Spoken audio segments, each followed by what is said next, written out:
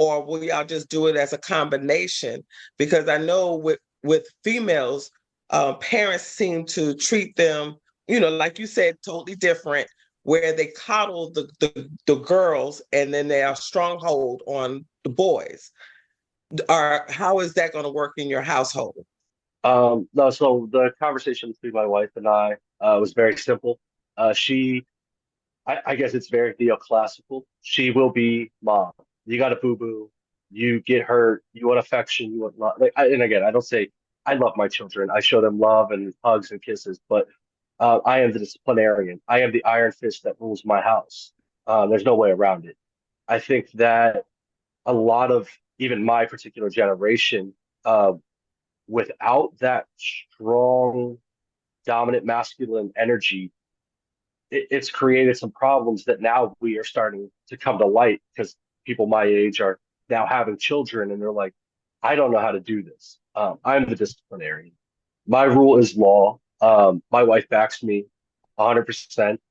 She actually helps when I get to a point of frustration to turn me down because, again, everybody knows work, stress, and you want to take things out. Sometimes you snap at your kid when they're not eating their vegetables or they don't want to eat dinner. Um, so no, we've had that conversation. I am in charge of the discipline. Like I said, how I discipline will be different. Um, again, if if my son is even half as bad as I was as an adolescent, it's gonna be fun. I could just say that. I was I was a wild man. I fought, I partied, I did what I wanted. Um, and again, I could get away with it because if dad was being too hard, I could run to mom and she would take us in. And if we needed something, we could run to dad. So we abused that system. Was it fair to my parents? Definitely not. But we did, both me and my. Let me ask you a question. Did your parents ever wish that your kids were just like you?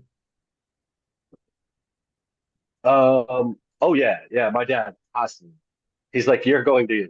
He's like, I hope one day you have a son or sons just like you. So yeah, I You know got that that's also. coming.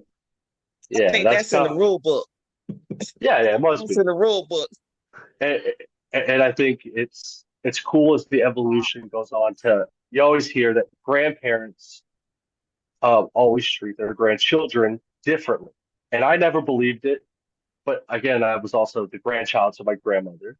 And my now that I have kids, my dad is like the nicest human being to my grandkids or to his grandkids, to my children. And I'm like, where was this when I was growing up?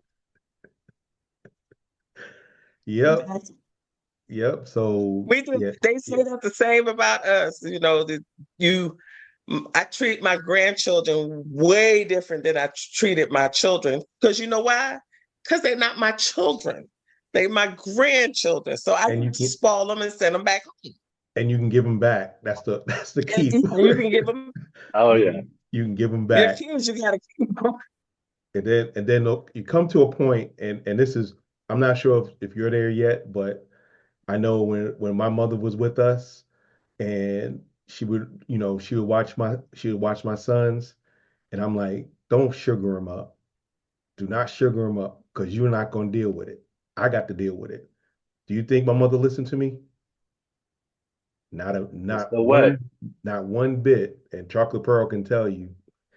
Chocolate Pearl can tell you. We done had tons of calls at night, long talks about. And today was her birthday. She would have been 78 Yeah, today. today's the 78th So birthday.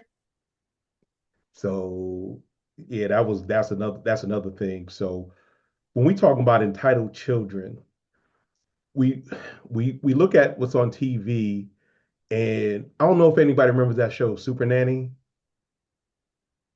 If you remember Super Yeah. Nanny, they found like the most dysfunctional, worst parents you can find. These parents were not even milk toast. They were jellyfish, spineless, fine. spine. They were invertebrates because they ain't had no backbone. Somebody that came from England Yeah, with the yeah, dark hair, heavy set. Yeah, okay. yeah. And the thing was, whenever I watched that show, I would get upset because I would be like, I had that wish disease. I wish that was me because I'm kids with them kids. I called the county jail saying, what y'all serving this weekend? But you know, but I have two special needs children, and they taught me more than I could ever have taught them because one thing I learned from my severely autistic son, he's verbal and everything, and Apple and Pearl can tell you that it was it was um it was a big challenge, but he helped me be temperate and understand that I had that spanking was not always necessary or it wasn't needed. I always told people, I said, my sons understand I'm not going to take spanking away, but it's a weapon in my arsenal. Do not let me use, if I get to that, I have failed you as a parent. I have failed you as a parent. And the big thing about that was I would talk to my children, and sometimes I talk through gritted teeth. We've all done that. Um, when my oldest, he's 31 now. He was about 4 and we were living in Germany. About two, 3, 4.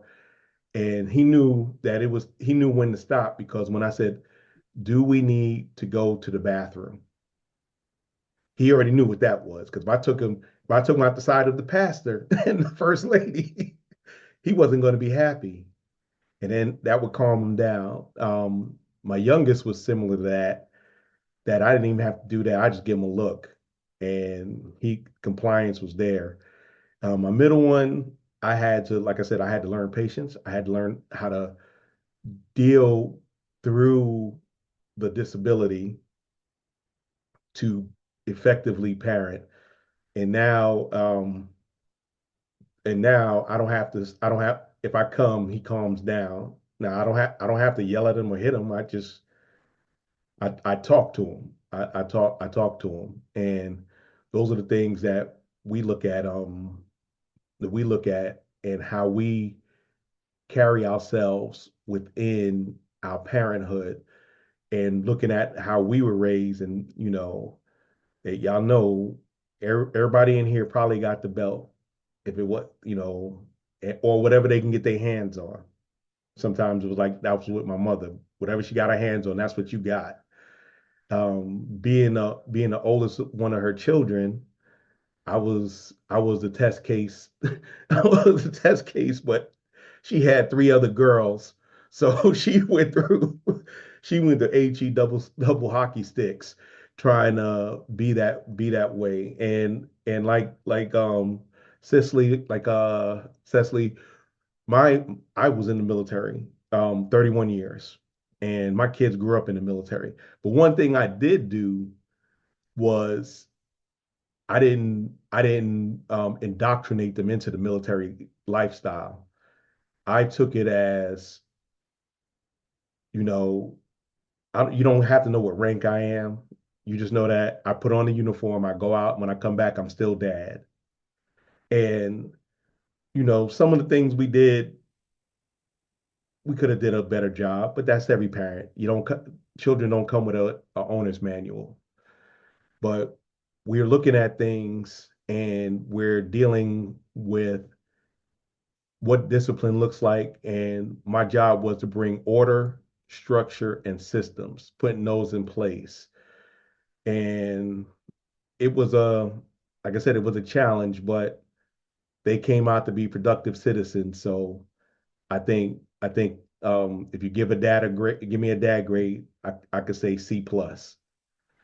But I do hear what you're saying. Like I agree exactly what you're saying. But one of the things I did say when I was talking, I said we came from completely different backgrounds. So my dad was military, right? So I met my husband. My dad was Air Force, right? So I met my husband. We lived in Grand Forks, North Dakota. I was in college and moved with my parents to my dad's last duty assignment, right? So I met my husband. He was a young airman that was there. He was from Indiana, fresh into the military. He was like 18, 19 years old by the time I met him, right? So from him, his upbringing was not prior military at all, right? And my whole life, even to now, I've had TRICARE my entire life, and I'm 45 years old, right? So meeting my husband, we never sat there and really talked about like our different upbringing. And then of course we had our first child prior to getting married, right? So it was like before we had kind of established like, this is how I was raised, this is how you were raised, all that kind of stuff. Once we down the line, like shortly after we get married, we kind of realized, oh wow, we were raised completely different. I come from a Southern household. You were raised in the Middle East. Like he's from Indiana, completely different, And I want to say, like, he had things where, like, with my dad didn't play. So I grew up getting spanked. Absolutely, right? I grew up, like, I said some, girls, having girls, they kind of get flipped at the mouth at times, right? So I remember like one time I said something to my dad and he backhanded me pretty much, and I don't fault him for that because I should have never said the things that I said, right? Girls will test you, and that's exactly what it is. So fast forward, now we have three girls, and he's dad, so he's, they're playing on his heartstrings completely different, and so these girls have tested us, and I'm telling you, they have tested us, not the 12-year-old, but like the 18-year-old and the one who's almost 24, she'll be 24 next week. But they have tested, and there's been times where they have tested me, and he's been, deployed 5 times while we were married, like he was deployed, lived out of state different times, and I had to deal with it. So as a mother who had to deal with it, it's almost like you're raising, how do you deal with a son who's not necessarily listening to you, but missing their dad? I kind of had to square up with my own, I had to square up with her to let her know, like, this isn't your house. I'm in charge. And so at times you have to deal with that. And then for him to come in and they see him as like almost like he's not the one that squared up with them, like this is dad and dad is on this pedestal, and then finally, eventually him being integrated back into the household, they square up with him and he's looking at me like, what are you going to do about it? And I'm like, well, what did you do about it when they squared up with me? You did nothing. So now I'm going to sit back and do the same nothingness that you did. Now you get to see them for who they are. And now you need to deal with that. What are you going to do as a father? So, it comes to, go ahead. I know you want to say something, Miss Pearl. Yeah, I didn't mean to interrupt you, but I see what you're No. saying because the same similar situation happened with my daughter. I was a disciplinarian throughout the house, even with my two boys and my girl. But my ex-husband, my daughter is his only biological child. And how he helped raise my boys versus how he helped raise our daughter was totally different. But when the father tends to coddle the daughter tends to challenge the mother, and then there's a big conflict. But then later on, that daughter winds up turning on the father because now they're an adult and they noticing that, oh, I'm an adult, I'm no longer a baby, and my daddy's not coddling me any longer. It becomes an issue. Have you experienced that?